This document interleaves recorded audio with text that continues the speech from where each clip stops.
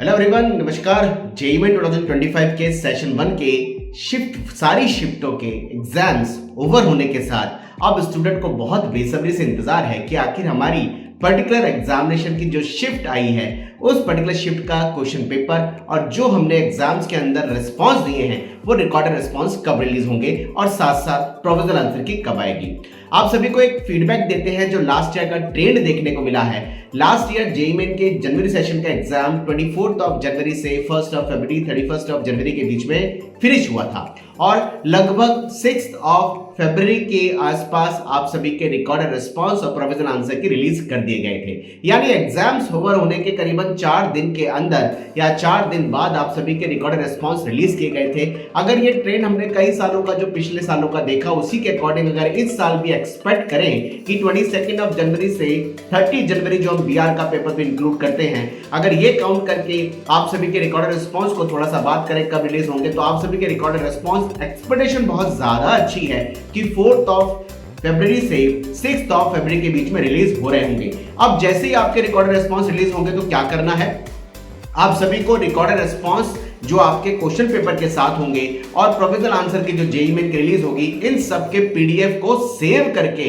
जरूर रखना है। बहुत सी बार हम देखते हैं कि स्टूडेंट अपने रिकॉर्डेड रिस्पांस को सेव नहीं करते और वो जब बाद में अपने जेईई मेन के रिजल्ट्स को देखते हैं तो उनको कहीं ना कहीं डाउट होता है कि हमने ये क्वेश्चन टिक किए थे, इतने मार्क्स हमारे आ रहे थे और हमारे परसेंटाइल में वेरिएशन कैसे आ रहा है। ऐसे बहुत सारे बच्चे हमें अप्रोच करते हैं। तो आप सभी के लिए ये इंपॉर्टेंट गाइडलाइन हमारी तरफ से है कि आप सभी के रिकॉर्डेड रिस्पांस उम्मीद है कि 4 फरवरी से 6 फरवरी के बीच में रिलीज हो रहे होंगे।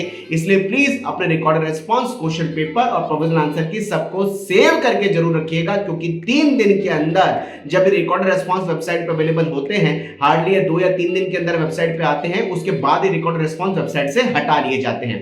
और एक बात अगर हम जस्टिफाई होकर ये भी देखें तो जेईई मेन का एग्जाम ओवर होने के बाद आप सभी के जो लॉग्स बनते हैं, आप सभी के जो रिकॉर्डेड रिस्पांस को मैप किया जाता है और आप सभी का जो डेटा है वो सारी चीजें फैच की जाती है, मैप की जाती है, तो उसके लिए जेईई मेन को कहीं ना कहीं 2 से 3 दिन का टाइम अमूमन तौर पे लगता है। तो उम्मीद है आप सभी के रिस्पांस जो है ये 4 फरवरी से 6 फरवरी के बीच में रिलीज होंगे। ऑफिशियल जैसे ही रिलीज होंगे हम आपके बीच जुड़ेंगे और आपको पूरा गाइड करेंगे। एक इंपॉर्टेंट बात और कहना चाहते हैं, जेईई मेन के सेशन 2 के फॉर्म फिलिंग का प्रोसेस 1 फरवरी से चालू होने जा रहा है। लास्ट डेट 24 फरवरी है।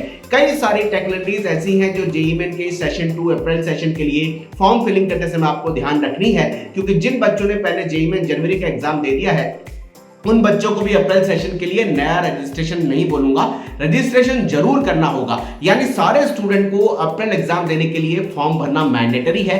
प्लीज आप ध्यान से बात समझिएगा, हम पूरा अपडेट आप तक पहुंचाएंगे जैसे ही फॉर्म आएगा। एक एक की पॉइंट पे आपसे बात करेंगे कि फॉर्म में आपको अप्रैल रजिस्ट्रेशन के लिए क्या क्या ध्यान रखना है। जिन बच्चों ने जनवरी जेईई मेन का एग्जाम दे दिया है और उनके पास में अपना एप्लीकेशन नंबर है, उनको उसी एप्लीकेशन नंबर पासवर्ड से जेईई मेन के अप्रैल सेशन का रजिस्ट्रेशन करना है। जिन बच्चों ने पहले अप्रैल सेशन के लिए फॉर्म भरा ही नहीं, उनको न्यू रजिस्टर्ड कैंडिडेट की तरह फॉर्म भरना होगा। लेकिन इसमें भी कुछ ऐसे टेक्नोलॉजीज हैं जो फॉर्म रिलीज होगा, वो रिलीज होने के बाद एक बार उसको हम गो थ्रू होंगे और फिर आपके लिए सारा अपडेट हो जाएंगे। Wish you all the best. नमस्कार।